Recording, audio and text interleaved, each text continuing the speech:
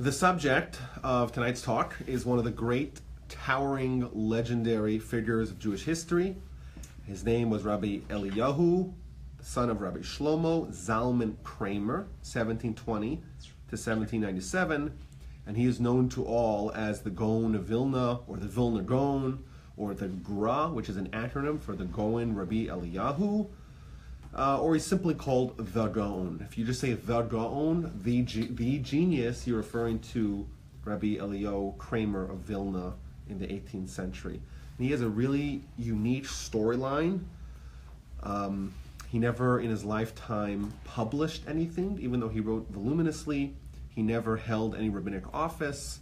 He never headed a yeshiva. He never had any official position. And for the majority of his life, he actually remained cloistered in a small room. Never held any rabbinic office. Sorry. That guy sounds interesting.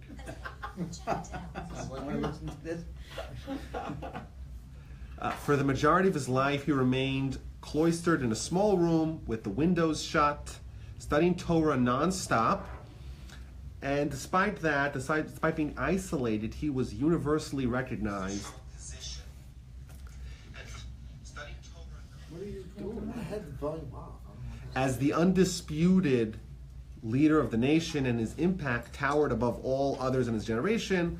And indeed, I would say his impact continues to be an immense source of influence that's molding the nation until this day. Now, the word Gaon means genius, and we'll see from his story that he's really an otherworldly genius. He had a phenomenally organized mind.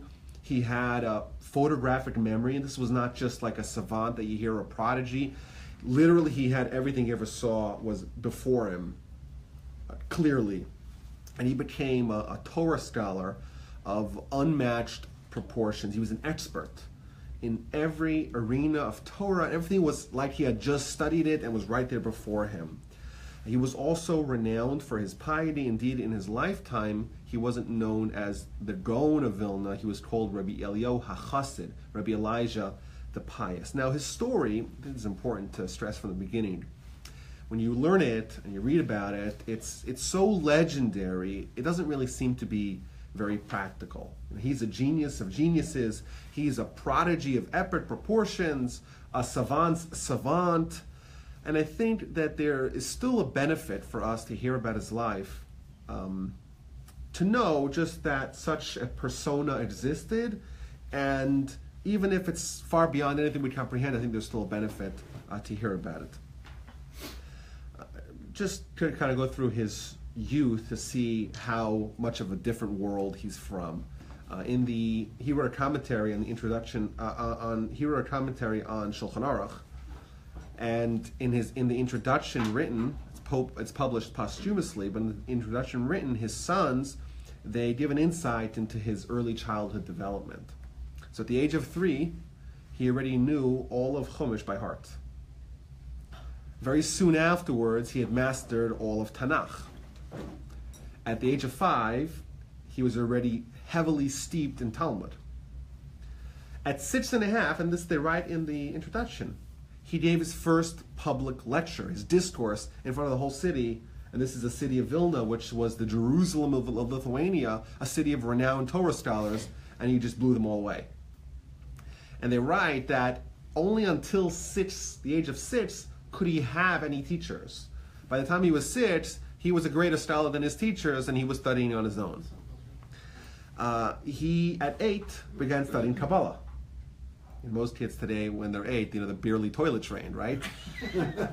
He's doing Kabbalah. And he became an expert very, very quickly. At the age of 10, he already knew Sefer Yetzirah, which is, and Eitz Chaim. These are fundamental works of halacha. And he became an unbelievable expert in Torah, but also in mathematics, in astronomy, in science, in music, and all these diverse fields as well. And all of it he actually gleaned from Torah. He was famous to have said again and again, all wisdom is inherent in Torah.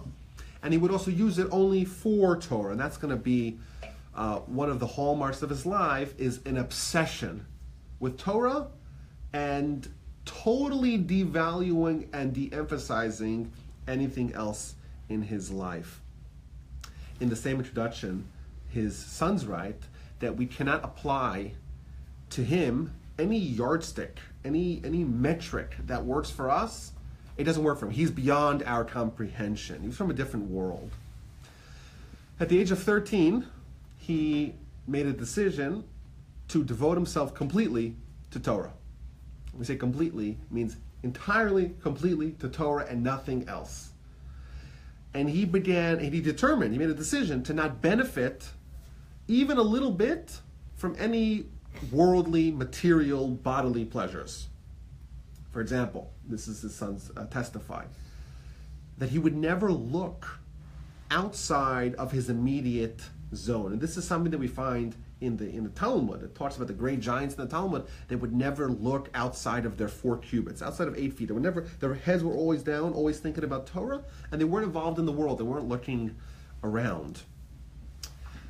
His daily food intake consisted of 2 olives worths of bread dunked into water, and that he had twice. That was his food for the day. And he would strive not even to taste it, just to swallow it, just to get the nutrition, and to move on.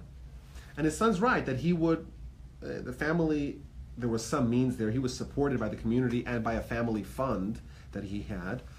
But this is a quote from his sons, he lowered his shoulders, vayet shichmo, to bear the burden of hunger and the lack of sleep, more about his sleep in a second, in order to outweigh his Yetzirah. He was determined to not live in this world. He was living in a different world. And his students said about him that when you were in his presence, you felt like you were with an angel. This is not someone who's earthly, who has any physicality or materialism to him. His sleeping patterns. He slept 2 hours a day, broken down into 4 increments of 30 minutes. 3 at night and once during the day. And he would sleep for 30 minutes, and he would arise like a lion to continue studying Torah. And if he would start drowsing off in the middle of the night, he would dunk his feet into ice cold water to keep himself awake and to study Torah.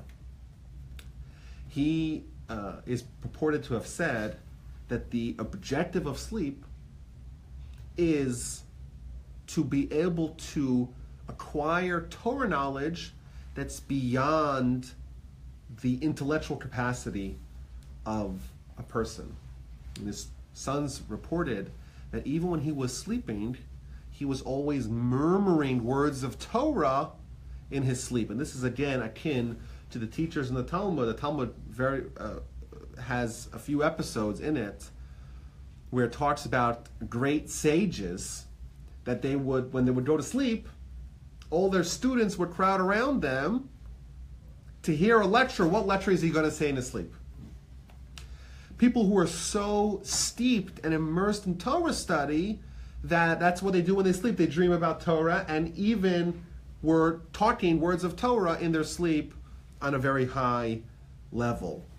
And he was obsessed, like many giants, with utilizing every single second of the day, when he was awake and when he was even sleeping.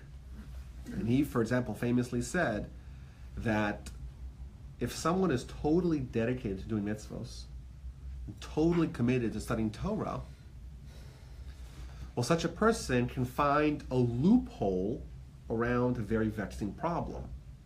And the problem is, well, as a human, you need to eat, even if it's very meager, and you need to sleep, and even if it's very truncated. Well, how could you forfeit studying Torah for doing anything else? So he said that, well, if all you do is study Torah and do mitzvos, and then out of sheer exhaustion, you go to sleep, so the only reason why you're going to sleep is because you need to, and it's only to enable you to study more Torah. Well, that in itself is a mitzvah. And he would maintain a ledger, a journal. In it, he would write how many seconds of his life, of his day, would he not be doing mitzvahs for studying Torah. And he would keep a ledger of it. And the most that ever was in a given year was 3 hours. If you take all the time he wasted, so to speak, in his life, in a given year, the maximum was 3 hours, and he would bitterly cry on Yom Kippur to try to atone and repent for wasting time. Again, this is beyond our comprehension, but this is someone that we had in our nation a few hundred years ago. Now, though he was endowed with off-the-charts intellectual capabilities, he didn't rest on his laurels. He didn't take it easy. His diligence, his dedication, his determination, his devotion to Torah study are unmatched. So he's this amazing marriage of capabilities beyond description and commitment as well. He would study Torah by candlelight during the day, because if he opened up the windows, there might be noises or distractions that would stop him for a second. And in order to avoid that, close the windows, seal himself off from the rest of the world, and study Torah by candlelight, even by day. And he would sit in his room, donning talis and tefillin, always wore talis and tefillin, totally immersed in Torah study with superhuman diligence. He would review all of Talmud, for example, which most people never get to finish. And even those that are committed to a regiment of Talmud every day, they finish every 7.5 years. He would finish it every month. And he was also committed to hard work. The story goes, just like Ramchal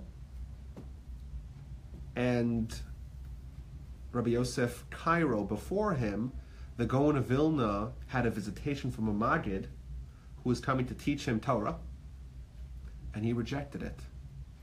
I don't want any freebies. Everything I get, I want to earn myself. And there's a Talmud in the book of Megillah that says, Yagati velo matzasi al tamen. If someone tells you, I toiled, I worked really hard, but I did not find, I wasn't successful in Torah, al tamen, don't believe him. Lo yagati umatzasi al tamen. I did not toil, but I still was successful in Torah, don't believe that either. Yagati umatzasi tamen. Only if someone says, I toiled and I was successful, then believe them. Everything else is a farce. And what the Gaon would say from this, first of all, you notice that there's a little bit of a disconnect. The word yagati, which means I toiled, it means hard work. But the word matzasi means I found. You don't plan on finding something. You can't work hard to find something. Finding something happens randomly. What he said is that the way Torah study works, it's you have to invest all your efforts in it, but the actual result, that's a gift. That's something you find. But you only find what you find if you work hard to achieve it, and he was determined to do that. When he was 18, he married a woman by the name of Chana from Gaon, and he continued to totally immerse himself in Torah. He had a small hut in a forest several kilometers outside of Vilna, and he would go there to study for months on end without any distractions, and periodically his wife would come and drop off some food. They had 7 children, 3 sons and 4 daughters. One of the daughters died young, but the 3 sons became giants of Torah in their own right, and the 3 daughters married giants of Torah as well. But it's safe to say, and we'll see more about this in a second, that the children were raised by their mother. He was supported by a fund set up by his great-grandfather, and he received additionally a stipend from the community of Vilna, even though he was not the official rabbi of the community of Vilna. There was a separate rabbi, and think about that. Everyone knows that one of the greatest Torah leaders of the past millennium is in your neighborhood, but you have to be the official quote-unquote rabbi in that city. It wasn't an easy job.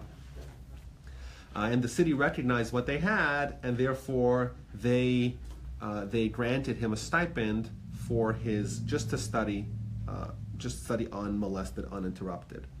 I want to share with you two stories that show his relationship that he had with his children, which I think is very shocking, but also it does demonstrate his commitment to Torah study, above all, including family. So his sons relate, how much was he committed to not spend time and company with his children, with his sons and his daughters. His only relationship was Yiras Hashem, fear of God, mitzvos, studying Torah. He never in his life asked his sons or his daughters, hey, how are things going? Or, hey, are you making a living? How's it going with the kids? Never. The only thing he talked about with his children was, did you study? How are your studies going? Are you learning? Are you growing? Nothing else mattered to him. And in fact, he writes, this is surprising again to us, and again, I'm not suggesting that anyone partake this behavior. In fact, I think it's probably a bad idea for us. When his children would come for a visit, so they'd come for a long trip, and they want to sit down and drink some tea and just schmooze, he will tell them, wait a minute, don't you have a regiment of Torah study every day? You were on the train. How are you going to make up that time? Again, a total obsession with Torah. Now, but what you see, and I think this is important to mention, you see from the way his children write about him, that they absolutely loved and adored him and revered him. And it's obvious that he merited that treatment from them.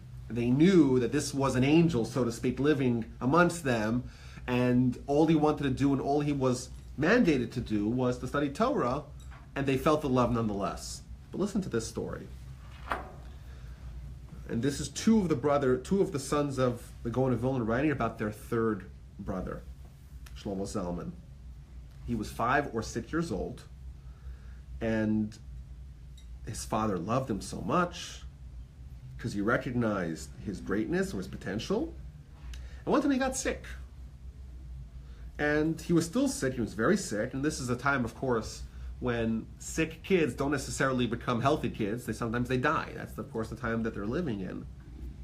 But the father, the Gaon of Vilna, had a regiment. And that meant that he was time to leave. When it was time to leave, to go to his hut in the forest to study Torah by himself, he left. And he gets up and he goes there. And he's there for a month. And then he went to the bathhouse, and the law is that you're not allowed to think about Torah in a bathhouse. So he's in the bathhouse, and he starts thinking about other things besides for Torah, and he thinks about his family, and he remembers, I have a son, Shlomo Zalman, that was sick a month ago. Let me go home and see how he's doing. And he went home to see how he was doing. What this shows us is that this is a different personality. This is someone that I think it's important for us to appreciate. Such a greatness, such an exemplar can exist in our midst, or did exist in our midst, and just marvel at that, even if it's not necessarily so relevant to us. Now remember, he was called Rabbi Eliyahu HaChassid, Rabbi Elijah the Pious. His kindness that he had with other people was superlative. Like, if he would see someone that was in need, he would give him everything. He would take stuff, household items off the shelf and give them away. Obviously, I'm sure to the consternation of his family. Once, for example, the Rabbi, the local administrator in charge of giving the stipend from the city to the Gaon of Vilna, he figured, well, what happens if I take it? The Gaon is never going to embarrass me publicly by calling me out. So he started pocketing the checks. And he's pocketing them for months and months and months and years. 3 years, he pocketed the money assigned for the Gaon of Vilna, and he doesn't say anything. There was once a story where his family actually ran out of money. They had nothing to feed their kids, and it's dinner time. And apparently the Gaon told his sons, go visit your friend's house and hopefully you'll be fed there. Obviously, this is a different reality. And there's a famous story about his piety. In this era, there was a custom to employ a professional rebuker, a mochiach. This is someone who you would hire someone to come tell you things that you could improve. So one year was the day before Yom Kippur, and the Dubna Magid, another great personality of this time, he gets called in by the Gaon of Vilna. I need you to give me some rebuke, give me some castigation. Well, what could he possibly tell the Gaon of Vilna? So all the students are told to leave the room, and he goes there. He's there for a few minutes, and he emerges, and the Gaon is in bitter tears. So they asked him, "What did you tell the Gaon? What did you tell Rabbi Elijah that made him so sad?" And he said, "Well, I told him that it's very easy to be the Gaon of Vilna when you're sitting in your room by yourself, not living in the rest of the world, not being in contact with other people, being isolated, being secluded. How great would you be if you were forced like everyone else to go peddle for a living and to go interact with other people? You're by yourself and it's really easy." That was the rebuke, and indeed the Gaon of Vilna took it very, very sincerely and very dearly to his heart. There was another story, interesting story, that shows his commitment and his piety. We know that we're encouraged to do mitzvos because it's what God wants, and not for any benefit or kickback that we might get. Even a kickback in Olam Haba, a kickback in the next world, the world of reward and punishment. So there was a tradition in the city of Vilna that all the wealthy people of the city, they would vie for the rights to buy a beautiful, pristine esrog, a beautiful, pristine citron, which is the fruit used on the holiday, for the Gaon of Vilna. One year, there was short supply, and they couldn't find an esrog that was befitting of him. Finally, they found someone at a great distance away, and he said, "Yeah, I have a beautiful esrog, and I'll give it to you on one condition. The condition is that the Gaon of Vilna promises that whatever benefit he garners in the world to come for this mitzvah, he passes it to me."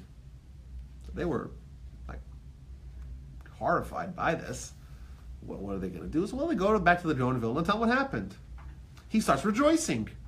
Finally, I could do a mitzvah lishma, I could do a mitzvah for its intended purpose, to know that I'm not getting anything in Olam Haba. I'm just doing a mitzvah because God tells me to do it, and he was indeed delighted. In his mid-20s, he went on an exile, one of several exiles that he would undertake in his life. He never shared his reasons why he did them, but there's rampant speculation, several reasons.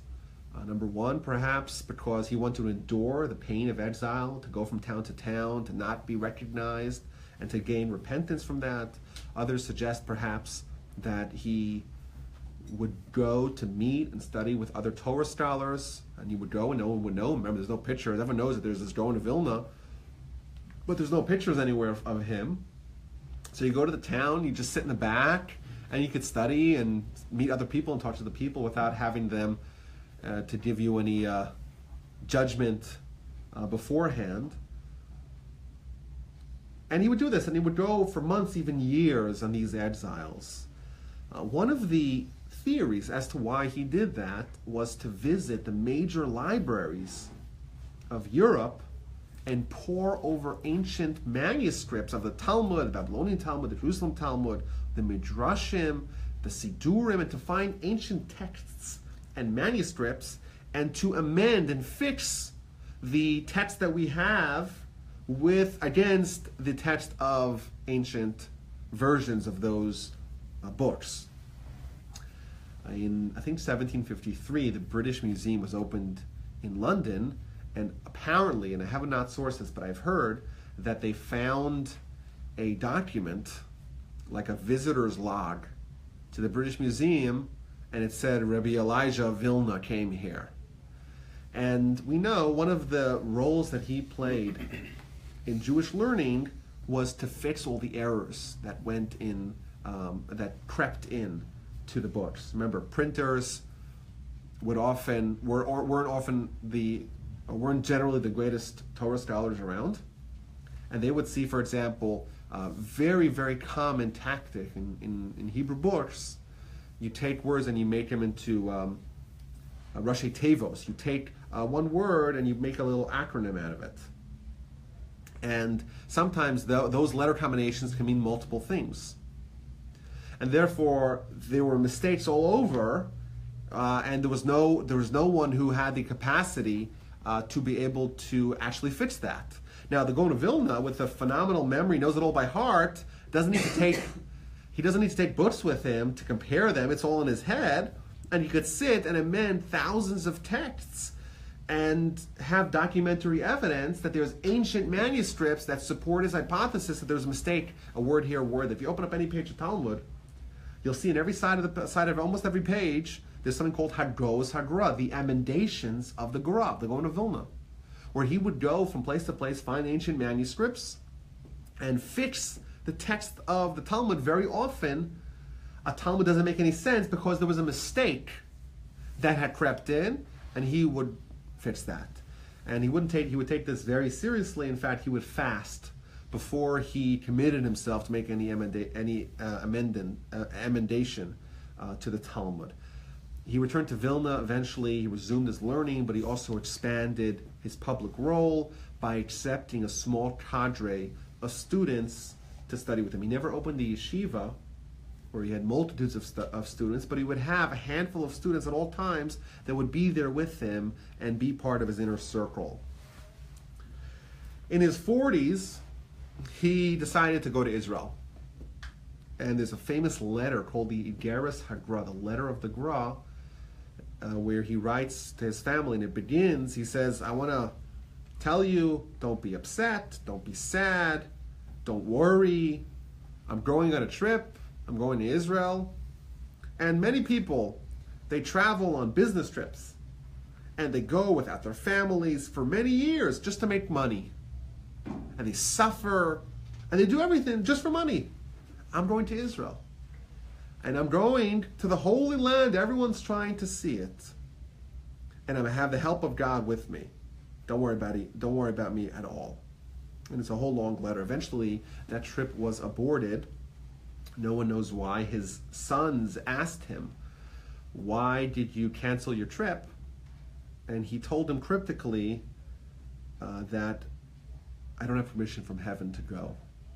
What's interesting, a postscript to that story, is that his students, beginning in 1808, which is 11 years after he died, several hundred of them made Aliyah to Israel and established a community, initially in northern Israel, finally in Jerusalem. They were known as the Perushim, those that separated, and actually what they effectively did, they bolstered the Jewish community, and indeed, since the 1840s, in Jerusalem, the Jews have been the majority of the population. And that's why in Israel, the minhagim, the customs of the Gaon, the Gaon of Vilna, that's the custom of the land, are followed because they were the ones who pitched their tent there, and they established what the custom is going to be. Later in life, the Gaon became involved in national issues. For example, we spoke about last time about the Ramchal. Ramchal was dogged by accusations of being a Sabbatean, and the Gaon came to defend him. And famously, the Gaon committed the Mesilas Yesharim, the path of the just memory. He said there's no extra words. He said if Rabbi Moshe Chaim Lutzat, if Ramchal was still alive, I travel by foot to meet him and to study by him. The Gaon also defended Rabbi Yonasan Eibeshitz, one of the swirling controversies of our nation of the 18th century was when two of the greatest rabbis, greatest Torah scholars of their age, who were living actually around the corner from each other, one of them accused the other of being a Sabbatean, and the whole Jewish world erupted. And the Gaon came out of his little seclusion and defended Rabbi Yonasan Eibeshitz. He was also imprisoned several times by the Russian and Polish overlords. Once there was a controversy where the rabbi of Vilna was fired because he was appointing relatives to public positions. And the Gaon actually sided against the rabbi, but the issue kind of became more heated and escalated. Eventually the secular courts got involved and they imprisoned him. And eventually they freed him due to lack of evidence. The second time he was imprisoned was when there was a Jewish boy, the son of one of the prominent communal leaders. He baptized himself and joined a local monastery, and a plan was hatched to kidnap him and to try to convince him to rescind, and that's what they did. And then they started arresting everyone that they thought was participating, including the Gaon of Vilna. Eventually they released him from that episode as well. There's another amazing story, and we'll introduce it with the Talmud. The Talmud says to us in the book of Brachos, it quotes a verse in Deuteronomy, Uro kol amei haaretz kishem Hashem nikra lecha v'yoru mimekra. All the nations of the land will see that the name of God is called upon you, and they will be fearful of you. The Talmud says, well, what does it mean that they'll see that the name of God is upon you? That means they'll see your tefillin. And we know the Gaon was always wearing tefillin. And the story goes that there was a non-Jew that wanted to convert. And the Gaon assisted him in conversion, and they came to try to arrest him. And he removed his talis, and he exposed his tefillin, and they got all tense and steer, and they just left him. Now, of course, we could show our tefillin to everyone, and probably won't make much of an impact on them. But someone as holy as the Gaon of Vilna, he actually had that the nations of the land were fearful of him. Another public matter that he partook in was the controversy with the nascent Hasidic movement. The opposition to the Hasidic movement was very fierce, and it was spearheaded in large part by the Gaon of Vilna in the second part of the 18th century. And the claims against them was that they took certain liberties with regards to halacha. Most prominently, that they didn't really matter about the times of prayers. We know that there's specific times for prayers. And the Hasidic ideology of getting your heart involved in mitzvos, and that meant, or that resulted in people saying, well, I'm not quite in the mood, I'm not in the zone to pray, and therefore let me wait, even if it means waiting until afternoon or evening. And the Gaon wrote in one of his letters, well, following this line of thought, it may happen that you won't blow the shofar until Pesach because you're not in the mode, in the zone of blowing shofar. Or you won't eat matzah until Sukkot. And we know there's very rigid halachas. You gotta live within that framework.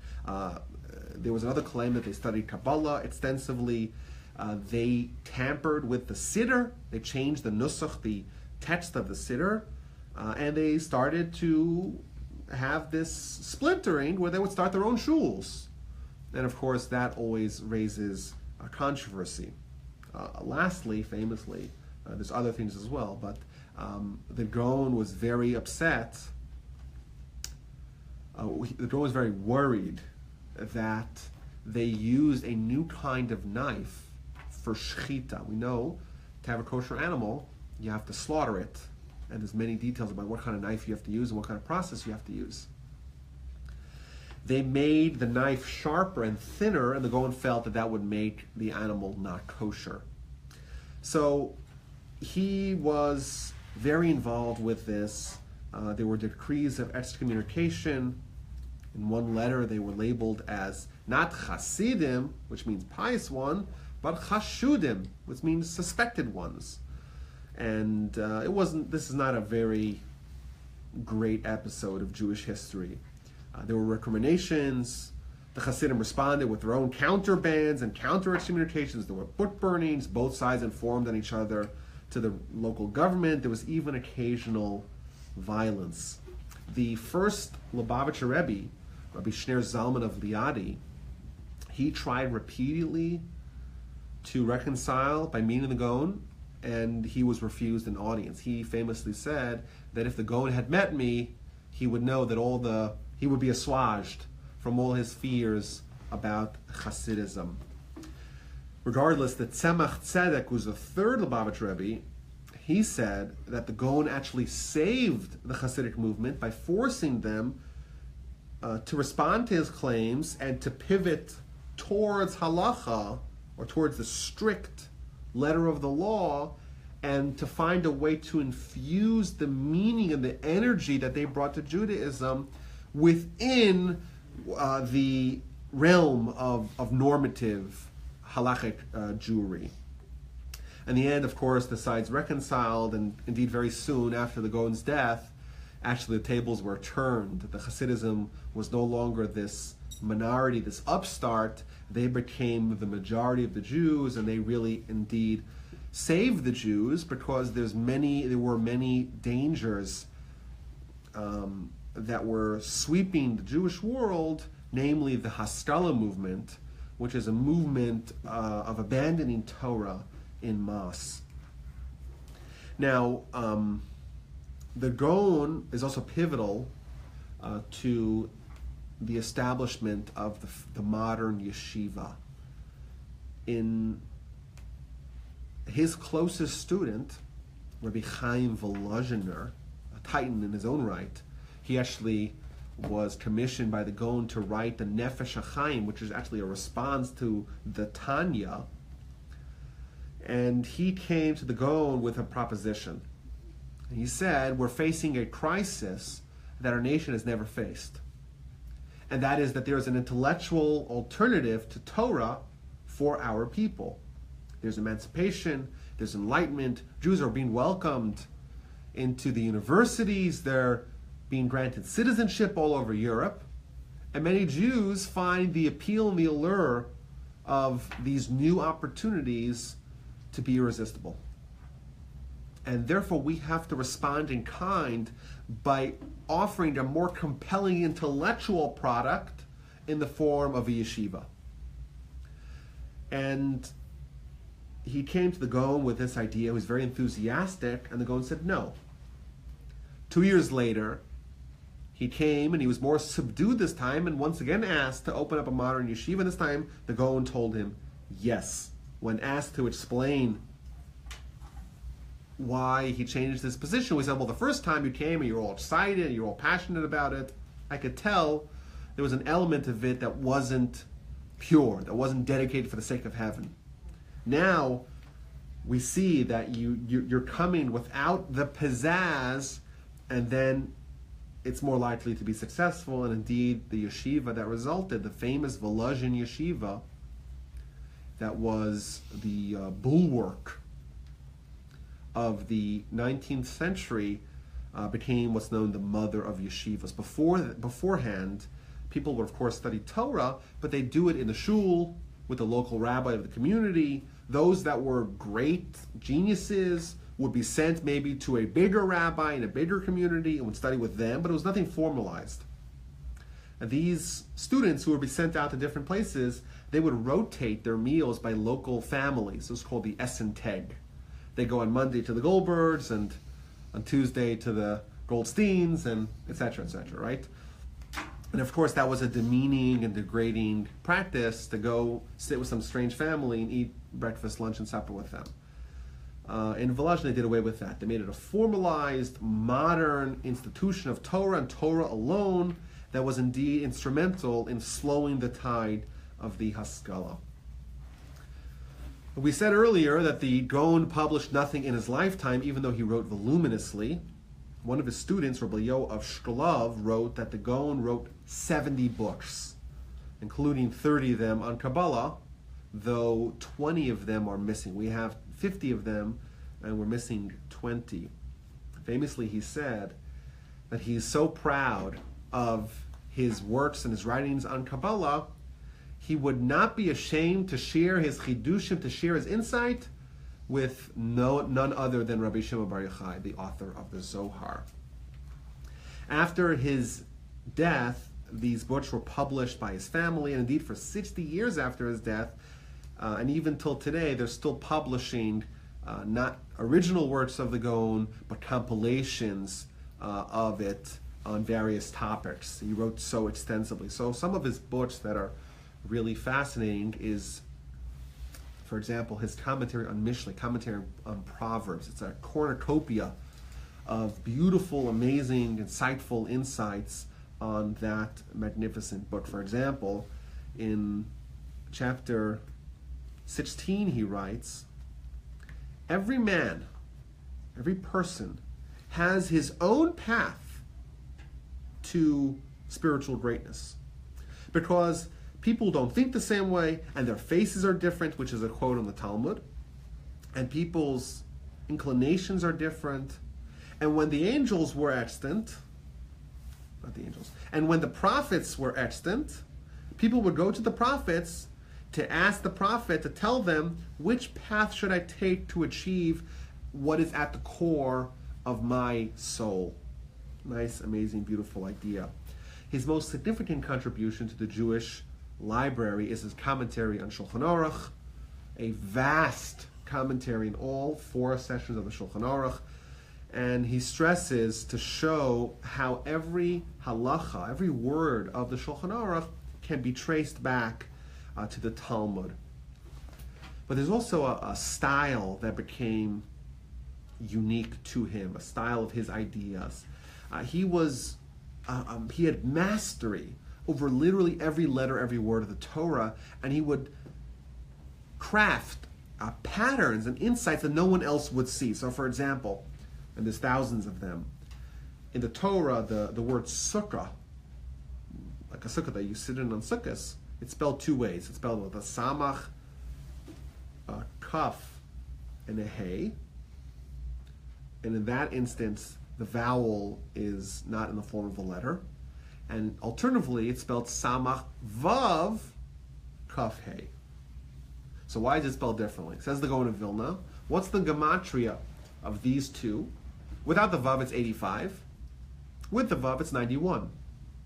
If you study all of the book of Talmud of Sukkah, and it talks about all the various different kinds of sukkahs, you'll find that 85 of them, there's 85 varieties of a kosher sukkah, and there's 91 varieties of a non-kosher sukkah. And that's why the Torah, the way it spells it, it's hinting at the fact that there's this internal consistency between the Talmud and the Torah, that the words used in the Torah for sukkahs hint at the fact that there's 85 of them that are kosher, 91 of them that are not kosher. Kind of an idea that none of us would come up with, because we just come to the sukkah, right? We hope it's kosher. Another example here. The Talmud in the book of Sota tells us, page 5, that a Torah scholar has to have an eighth of pride. Kind of a really strange idea, an eighth of pride. Where does that come from? It doesn't say. It says the Gaon of Vilna, if you look at the 8th section of the Torah, the 8th verse, it's Jacob telling God, I am small from all the goodness that you did for me. Well, Jacob's telling God, this is when he's about to meet his brother, who's coming at him with 400 warriors in Parshas Vayishlach. He tells God, you did so much good for me, I already exhausted my goodness. So what you notice from that is that what Jacob does have is a modicum of pride. He is acknowledging that he does have some goodness, it's small, it's already been used.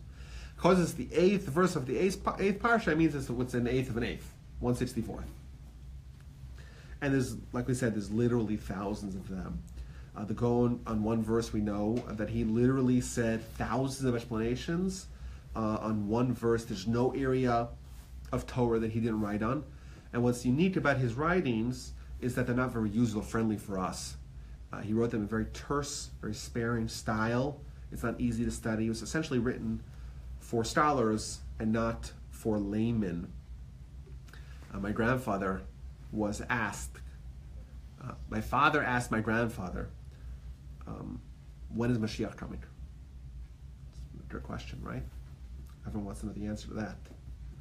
And he tells him, learn all the writings of the Gaon, of Vilna, everything, and then you'll see it. Well, how will I know when I see it? It's there, it's written. And that's it. He doesn't explain exactly where to look. So good luck finding that. But the Gaon famously said, the Gaon was accustomed to saying that everything that ever happened, that ever will happen, is in the Torah. And, well, what does that mean? So that's a question, how big of a scope does that go? You know, does that mean that everything is the will of God and the Torah is the will of God? Or does it mean that every single solitary event that happens in all of the universe is in the Torah? But regardless, someone asked the Gaon of Vilna, okay, well, where are you in the Torah? Where does it talk about you? So he told him, go to the end of the Parsha Kiseitse, in chapter 28 or so of Deuteronomy. There's a verse that says, Even shleima v'tzedek yihi elecha. You should have a perfect, complete, and righteous stone. This means if you're selling vegetables and you're selling a pound of them, well, how do you measure a pound? You have a stone that weighs a pound, and you put the vegetables on the other side, and when it's balanced, you know you have a pound. But of course, if you shave a little bit off the edge of the stone, no one could tell, and that's not a perfect stone, and therefore you could fleece your customers, have a perfect stone. Well, the word Even Shleima can be read Even Shlomo, or Eliyahu ben Shlomo, Eliyahu the son of Shlomo. In fact, the Gaon wrote a book called Even Shleima. Now, what's interesting, and I'm just going to throw this out, there was this theory, and I mentioned it once, that the 5,845 verses of the Torah correspond to 5,845 years since Adam. If you do the math, the verse of Even Shleima v'tzedek yihi elecha, the verse that the Gaon said about himself is the verse that refers to him, that appears in the year that corresponds to 1797, actually 1798, because he died a little bit after Rosh Hashanah, but that's the year that the Gaon died. So some have theorized that what the Gaon is actually saying is that the map of what's going to happen in the world actually follows the pattern of one verse in the Torah equaling 1 year since Adam. There's many, many, many other books. Just one of them that's really important, Maaseh Rav, which is a book not written by him, by one of his students. It's a list of thousands and thousands of practices that the Gaon would have and customs. He wanted to write a synopsis of the Shulchan Aruch, and again he told his children, in the heavens they don't want me to do that. The Gaon died on the intermediate days of Sukkot in 1797. Famously, on his deathbed, he was clutching his tzitzis, crying for a few kopecks, for a few pennies. You could buy a mitzvah, you could buy tzitzis, that once you're dead, you no longer have access to doing this mitzvah. It's amazing, this world, a world of accomplishment, that you could do so much with such ease. Just a few pennies, you buy yourself a tzitzis and you wear them the whole day and you have mitzvahs every second, and now I'm going to die, and that's what he is disappointed about. He was buried in Vilna, in the cemetery, and there's a little bit of a postscript to his burial. The Soviet Union, after World War II, decided to turn that whole location into a soccer field. So they were going to plow up all the graves and build a soccer field. And the Jews protested and were granted to move 7 graves. Among those that they chose to exhume and reinter was the Gaon of Vilna. and there is testimony of the people, the Chevra Kadisha that partook in this. When they dug up the Gaon of Vilna, 150 years after he was buried, they found his body had not decomposed a bit. His hair on his head was intact, and even his beard was still wet from the mikvah that they placed upon him. And that's based upon, we know, that only someone who is wicked is going to be consumed by worms and maggots when they are buried. Someone as holy as the Gaon of Vilna was totally untouched. His legacy could be captured perhaps by some of his contemporaries who labeled him as a once-in-a-millennium scholar. He was sent to heaven, from heaven, so to speak, to illuminate the world with Torah. His primary student said about him, when you're with him, you felt like you're with an angel. Others have posited that we know Jewish history, Jewish philosophy looks at the world as being continually devolving. And the Gaon of Vilna was sent, the Vilna Gaon was sent to stem the decline of the generations. And that's why he had a practice that was very uncommon, that he would argue with Rishonim, he would argue with rabbis of the medieval time. Almost unheard of for someone to do that, but it is said that he was equal to them in stature, and therefore he could argue with them. He is an iconic, towering, legendary Torah scholar. He is the intellectual father of Lithuanian Jewry, and he, more than anything else, ensured that Torah and Torah greatness and Torah commitment and Torah study and Torah scholarship is at the center of Jewish life. And I'll take any questions. I guess I have this strange question. He only took 2 hours a day to himself for 30 minutes, 4 times a day. Mm-hmm. When did he find time to make 7 kids? That's a mitzvah. So yeah, it's a mitzvah.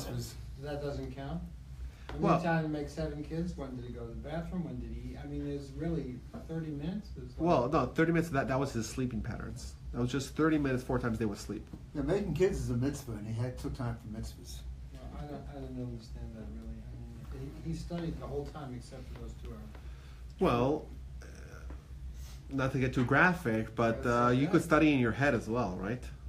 I guess. You know, it's like, yeah, but how do you have time to write 70 books if you're spending Well, all studying, that time writing studying the Torah same- is also studying Torah, of course. So, How do you live on an olive pit? The food? Well, his sons say that he was living on a starvation diet, but it was all because he was determined to fight his Yetzer Hara. I had the Moshe survive 40 days without any food. And he lived 77 years, so he must have done something like that. Yeah, but how did Moshe survive for 40 days and 40 nights without any food? I don't know. I can do it. I don't know how he survived in such a small diet. I don't know. I can do it. God did something. You have to wonder what his family life was really like, how his wife and children felt. Yeah, This guy didn't spend any time with them according to what you say. You know? He spent time studying with him. That's it. But I mean, he did. What about all the mitzvahs that you can't do if you're studying? I mean, Like all what? The mitzvahs, I don't know. But all the mitzvahs don't exist just from reading. we can't do sacrifices. Studying Torah is the greatest mitzvah of them all, right? I didn't say that. He said it's the greatest mitzvah, opposed to all the commandments. He's from a different world, Yes. but his impact is incredible. Thank you. Very good. Did he know the Baal Shem Tov? They never met. They never met. There are some corollaries between their Torah, their Kabbalistic Torah. Some. But they were contemporaries. The Baal Shem Tov was born around the year 1700. So they lived at the same time, but I don't think they ever met.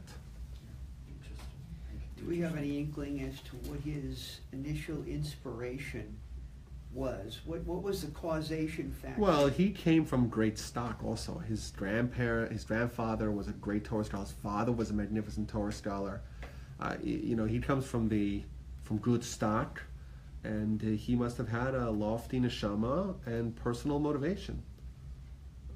No one gets a free handout. Even if someone is born to good stock, it means they have a head start. But you have to make yourself. Every child's born ignorant of Torah study.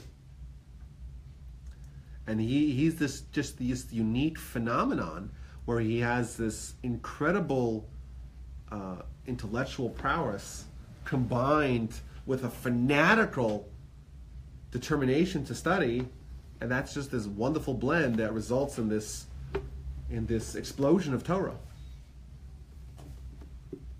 It was amazing. You said that he was all intact when they moved him, Yeah, unbelievable. as if nobody else that's a Torah scholar could be like that. Well, yeah, but Of course, you don't dig there's everybody up, so you don't know. yeah, but there's varying levels of